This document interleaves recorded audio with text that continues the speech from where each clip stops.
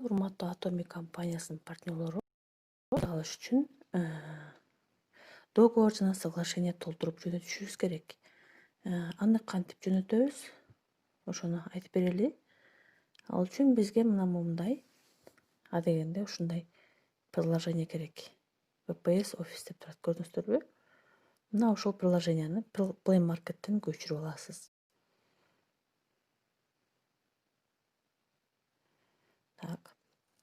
Эми договор менен соглашениени каяктан алабыз? Негизи биз Atom.ru сайтынан алабыз. Бирок мен муну жарым-жартылай жазып даярдап койгом, сактап койгом. Мына ошол вариантты эле сиз өзүңүзгө ылайыктап, оңдоп жөнөтүп койсоңуз болот. Кирели. Кирип туруп. Так, сактап койгон сообщенияны карайм. Мынакей. Договор жана соглашение. Биз айлык алыш үчүн ушу Демир жана КСБ банк аркылуу ИП счет ачабыз. Ишкерлик счет ачабыз. Эгерде сиз КСБ ачкан болсоңуз, КСБнин договор соглашениясын толтурасыз. Эгер сиз Демирдин ачкан болсоңуз, Демирдин соглашениясын толтурасыз. Биз КСБникин толтуруп көрөлү. Мынакей, договор КСБ. Бастык. Басканда биздин договор ачылат.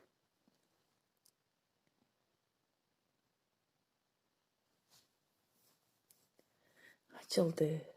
Эми документтин өтө жагын карасаңыз, правка деген жазуу бар, ошону басабыз.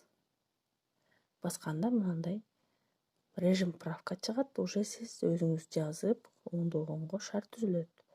Эң башкы темасын карасаңыз, договор поставки между ООО Atomy Rus и ИП деп турат, караңыздар. ИП дегенден сиз өзүңүздүн фиону жазасыз. Мисалы, Акунова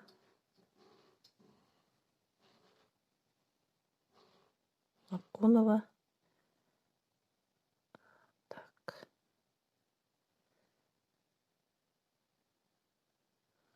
Акунова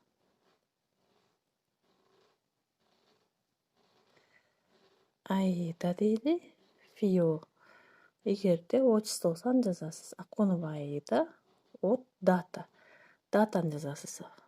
Кайсыл күнү сиз договор толтуруп атасыз, ошол датаны жазасыз. Бирок эсиңизде болсун, дем алыш күнү жана майрам күнүндү жазбаңыз.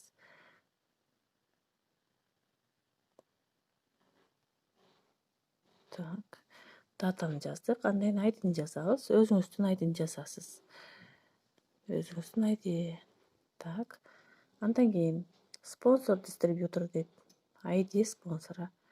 Өзүңүздүн прямой, түз спонсоруңуздун айдисин жазасыз. Эгерде ал спонсоруңуз уже иштебей калган болсо, ким экенин билбесеңиз, сиз жогору жактан сураңыз, структураны карап бериңиз деп айтыңыз.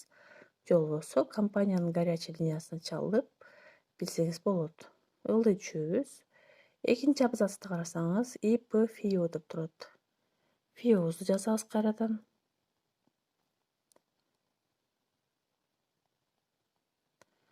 ИНН дегенде паспорттагы 14 цифраны жазабыз.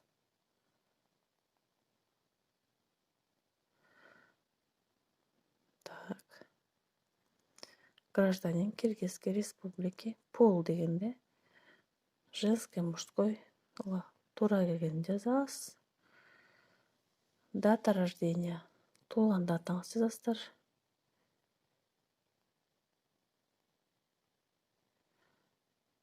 Паспорт серия. Паспортуңуздун сериясын жазасыздар. Мисалы.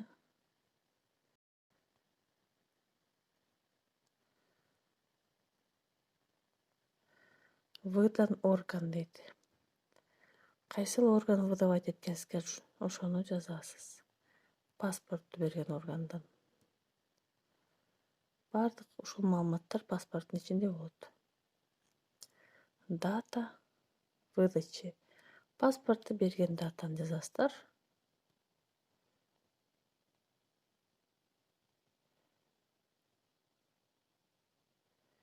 Окей, толтурдук. Экинчи абзацты. Эми ылдый түшө баштайбыз. Ылдый түшөбүз.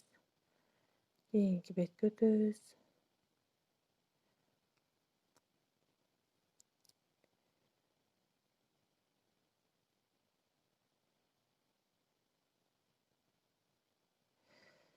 Так, карасаңыздар, 3-чү бетте 4-9 пунктта сиз кайсыл офис аркылуу катталган болсоңуз ошол эки офисти жазасыз. Мынакей. Дистрибьютор подтверждает, что ознакомился с деген ошол эмени карасаңыздар, кайсыл болот, кашанын ичинде турат. Мисалы, Бишкек,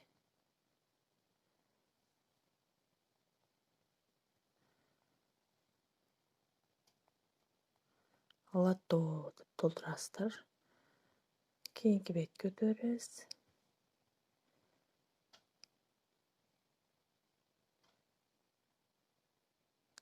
5-чи бетти карасаңыз, мынакей. 8-1 пунктта, 8-1 пунктта сиздин адресиңизди сурачат.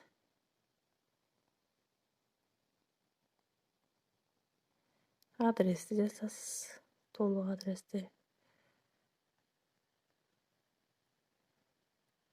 Бул адрес сиздин личный кабинетиңизде жазылган адрес болуш керек.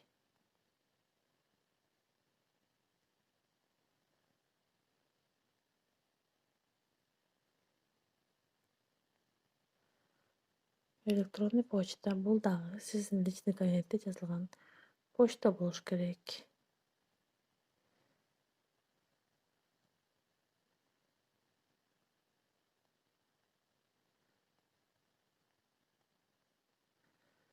Телефон дагы ошондой болуш керек, албетте. Ошентип биз акыркы бетке түшөбүз. Эң акыркы бетти карасаңыз, банковский реквизиттер жазылган. Бир жагында, сол тарабында Атами компаниясыныкы турат, оң тарабында сиздин данныйыңыз болуш керек. Карасаңыз, дистрибьютор деген жакты карасаңыз, расчетный счет деп ошо KCB банктын данналары турат. Счет получателя деген жерге сиз өзүңүздүн рублевый счетту жазасыз. Рублевый ИП счетту, эсиңизде болсун. Сиз заказ кетирген физикалык картанын реквизити эмес, сиз айлык түшө турган ИП счетуңуздун номерин жазасыз. Например, мындай деп коелу. Ката кетирбеңиз деп туруп,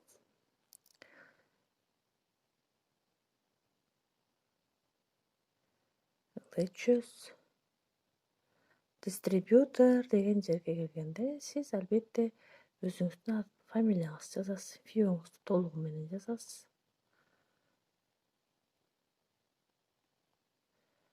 Мынакей. Эми сиз кол коюшуңуз керек. Ал колду кантип коебуз? Ушул жерге кол коюш керек. Кол коюш үчүн сиз клавиатуранын өйдө жагын сол кол тарапты бурчту карасаңыз, 4 кубикче турат. Ошону басасыз. Басканыңызда мына ушундай панель түшөт. Таблица, начальная страница деген жазуулар турат, көрдүңүзбү? Мынакей. Мынтип жылдырсаңыз жылат. Ошонун эң түбүн карайсыз. Түбүнө чейин жылдырсаңыз, перо деген жазуу чыгат. Перону басыңыз. Перону баскандан кийин карасаңыз, мындай панель түшөт. Ошол жерден пальцем дегендин значогун басып коесуз. Жаздыңыз, бастыңызбы? Эми кол койсок болот. Экранды кадимкидей эле колубуз менен чийип эле кол коюп коебуз. Мынтип. Мен азыр сөймөйм менен чийип экранга кол коюп жатам. Мынакей, кол коюлду. Эми готовону басабыз. Анан правка деген жазууну өйдө жагын карасаңыз, куб эме турат. Правканын жанында сохранить деген белги турат. Ошону басабыз. Сохранить эттик. Эми биз бул Word документти биз PDF форматка өткөрөбүз. Аны кантип өткөрөбүз? Правка деген жазуунун жанында кубиктер турат, 4 кубик. Ошону басабыз. Басканыбызда мына мондай панель түшөт. Ушул жерден жогору жагын карасаңыз, экспорт PDF деген жазуу турат. Ошону басабыз. Мынакей бастык. Басканда мындай болуп чыгат. Андан кийин мына көк менин көрүнүсүзбү? Ошону басасыздар. Экспорт PDF-ти дагы жолу басабыз. Басканыбызда мына ушундай бет чыгат. Сохранить деген.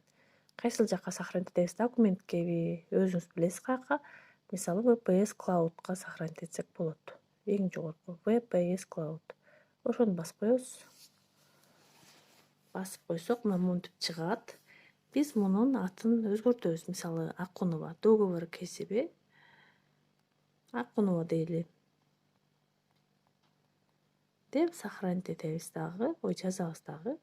Экспорт PDF деген дагы жол басабыз.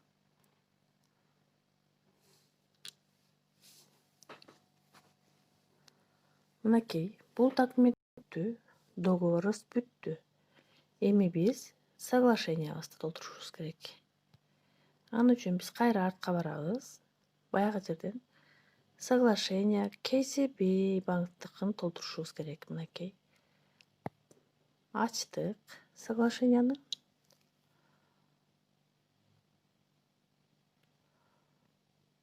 Мынакей, жанагыдай эле процедура. Правка дегенди басабыз жогору жактагыны. Басканда биз уже оңдоп түзөгөнгө мүмкүнчүлүк пайда болду. Соглашение деп туруп көрүңүздөр, чоңойто аласыз өзүңүзгө ылайыктап. Соглашение об оказании услуг между ООО «Атомный Рос» и ФИО деп турат. Сиздин ФИО жазылат. Акунова Аида дейли. Дата, албетте, дем алыш күнү эмес. Иш күн болуш керек. ID-ңизди жазасыз.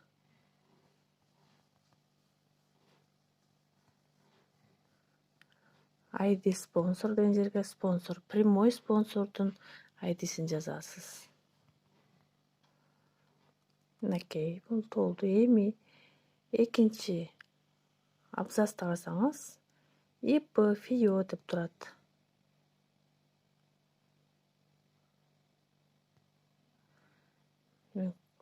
Ошол жерге фамилия жазабыз.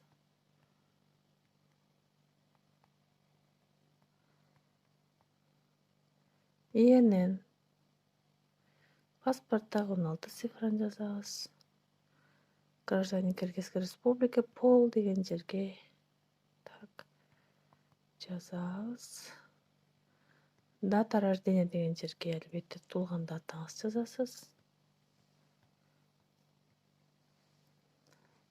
Ой, каяка кетип калдык. Өйдө жакка чыгып кеттириз, кечиресиздер. Дата рождения деген жерге датаңызды жазасыз.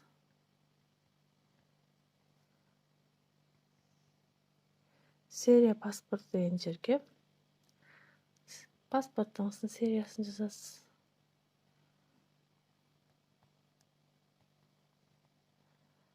Выдан орган дейт. Кайсыл орган берген болсо, паспортто ошону жазасыз. Мисалы мындай болушу мүмкүн, Дата выдачи. Паспортто кайсыл датада берген, ошону жазабыз. Так. Эми кийинки сапты караңыз. Для исполнителей юридических лиц ОАО дейт. Эгерде сиз ИП ачпай туруп, өзүңүз акционерный общество анманыңыз болуп, ошонун негизинде счет ачаткан болсоңуз, анда ушул сапты толтурасыз. Эгер андайларыңыз жок болсо, аны толтурбай эле коесуз. Ылдый өчөбүз, ылдый кете беребиз. Ылдый кетип.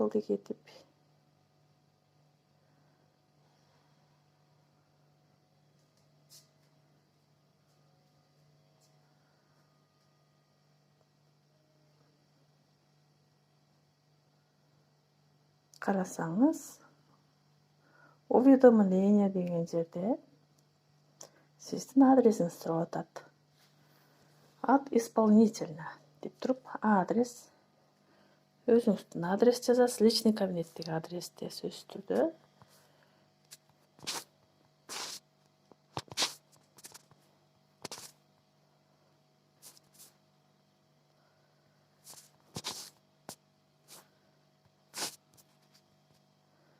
Электронный почта, личный кабинеттеги электронный почтаны жазасыз. Телефонго, личный кабинеттеги телефон жазасыз. Ошентип данныйларыңызды толтурдуңуз, адрес толтурдуңуз. Андан кийин эң акыркы жерге түшөсүз. Бул жерде банковский реквизиттер турат. Компанияныкы жана өзүңүздүкү. Албетте сиз исполнитель деген сиз жакка өтөбүз. Мынакей. Исполнитель. Расчетный счет деп турат, Ошол жерден карап туруп, счет получатель деген жер бар. Ошол жерге сиз ошо өзүңүздүн банковский реквизиттериңизден рублевый счеттун, рублевый эсиңизде болсун, сом эмес, рублевый счетту жазасыз. И бул счет сөзсүз түрдө билесиздер, ИП счет болуш керек, физический реквизитиңизди жазып албаңыз. Жазасыз. Жазып бүткөндөн кийин ылдый түшүп, FIO дистрибьютор деген жерге өзүңүздүн фамилияны жазасыз толугу менен. Катасы жок кылып жазыңыз. Андан кийин МП деп турат. Ошол жерге сиз кол коюшуңуз керек. Кол коюш үчүн мынтип туруп карасаңыз, клавиатуранын эң жогору жагында сол кол тарап карасаңыз, 4 кубикче турат, ошону басаңыз. Басканда мындай панель түшөт. Таблица деп көк менен жазылып турат, көрдүңүзбү? Ушул панелдин ар бери мынтип жылдырсаңыз болот. Жылдырып, эң түбүн карасаңыз, перо деп жазылып турат, перону басасыз. Перону басканда мынандай панель чыгат. Аны алып туруп, пальцем дегенди белгилейсиз. Мынакей. Белгиледиңиз. Эми кол коюшубуз керек. Кантип кол коебуз? Билесиздер, кол менен эле чийип коюп коебуз, Мынтип туруп эле сөмө менен мен азыр экранда чийип атам телефонду. Ошентип эле кол коюп коебуз. Болду. Готовону басабыз жогору жактагы.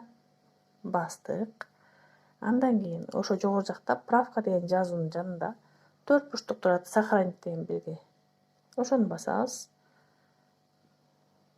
Сохранить этилди. Эми муну биз PDF форматка өткөрүшүбүз керек. Правканы ошо эң жогору жакта карасаңыз, правка деген жазуунун тушунда 4 бурчтуктар турат. Ошону басыңыз. Бассаңыз мындай панель түшөт. Ошол жерден экспорт PDF деген жазууну караңыз. Көрдүңүзбү? Ошону белгини басабыз. Басканда мына ушинтип чыгат. Ошол жерден кайра дагы бир жолу экспорт PDF'ти басабыз, мынакей көк болуп турат. Бастык. Анан сохранить деген белги чыгат. Сохранить файл в. Каяк жака сохранить этесиз? Өзүңүз каалаган жерге сохранить этсеңиз болот. Мен мисалы VPS Cloud'га сохранить эттим. Бастым. Мынакей. Эми ат коюшум керек буга. Соглашение КСП деп туруп, Акунова деп коелу, Сөзсүз түрдө атын, фамилияны жазыңыздар, антпесе башка документтерге аралашып кетип калат. Фамилияны жаздык. Андан кийин экспорт PDF деп туруп көрдүңүздөр, көк менен. Ошол кнопканы басабыз. Бастык. Мынакей PDF форматка өтүп атат. Бардыгы даяр болду. Биз эми муну эмне кылабыз? Биз муну компанияга жөнөтүшүбүз керек. Аны үчүн биз бул жактан чыктык. Чыгып туруп, өзүбүздүн телефондо мындай болгон жакшы болот да, урматтуу партнерлор. Ошо телефондо турган сиздин emailыңыз ошол личный кабинетте болгон жакшы болот. Мынакей. Телефондо турган email. Мисалы, mailди ачтым мен. Караңыздар, аккаунттарды караңыздар. Мен сөзсүз түрдө бир аккаунтум ошол личный кабинетте кайсыл аккаунт турат, ошол менен кирем, мисалы. Ошол аккаунт, мисалы, мен личный кабинетимде турат деп коелу. Мына ошол почта аркылуу жөнөтөбүз.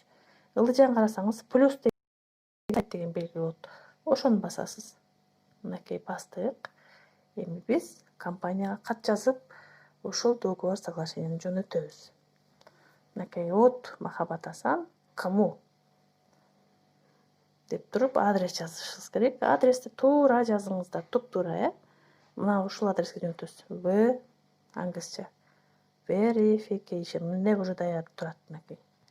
Көрдүңүздөрбү? Өзүңүздөр байкаңыздар. Verification atomy.ru адреси турат. Өйдө жаңырасаңыз, написать деген жазуунун жанында скрепка турат. Ошол скрепканы басасыз. Анан prikрепить файл деген жазуу чыгат. Prikрепить файлды басабыз. Баскандан кийин мына ушундай бет чыгат. Карасаңыздар, эң жогору жагында 3 сызык турат. Ошону басабыз. Басканда мындай панель түшөт. Мынтип колуңуз менен жылдырсаңыз көтөрүлөт өйдө. Ошон үчүн эң түбүндө VPS офис бар. Ошону басасыз кол менен. Басканда сиздин ошо VPS офисте документтериңиздин баардыгы ачылат. Мынакей, караңыздар. Бизге соглашение КСБ Акунова жана договор КСБ Акунова керек. Экөө. Соглашение КСБ бирөөсүн басабыз биринчи. Бастык. Көрдүңүздөрбү? Мына караңыздар. Почтага кыпчылды уже прикрепить болду бирөөсү. Соглашение Акунова. Эми бизге договорду да кошушубуз керек. Бул жерге кантип кошобуз? Баягы скрепканы дагы жол басабыз. Написать деген жазуунун тушунда скрепканы сүрөт турат, ошону басабыз. Прикрепить файл чыгат. Аны басабыз. Андан кийин 3 сызыкты басабыз. Басып, бул панелди өйдө ылдый жылдырсак, эң ылдый жагында VPS офис турат, ошону кол менен басабыз. Биз азыр договорду дагы кошушубуз керек. Мынакей, эми договор КСБ Акунова деген документти кол менен басабыз. Бастык. Мынакей, көрдүңүздөрбү? Экөө тең. Соглашение дагы, договор дагы экөө тең кыпчылды. Эми биз муну компанияга жөнөтөбүз. Компанияга жөнөткөндөн кийин 1-3 күндөн кийин ушул почтаңызга жооп келет. Сиздин документтериңиз кабыл алынды же кабыл алынган жок деп. Кандай убакта кабыл алынбайт? Эгерде сиз бирдекесин туура эмес жазган болсоңуз, кабыл алынбашы мүмкүн. Сиз ошондо кайра оңдоп жазышыңыз керек болот. Мынакей, караңыздар, скрепканын жанында стрелка турат, көк стрелка. Ошону бассаңыз, отправка болот. Бастык, мен компанияга кат жөнөттүм. Мынакей, ылдый жагын карасаңыз, отправлено деген жазуу чыкты. Эми жоопту компаниядан күтөбүз.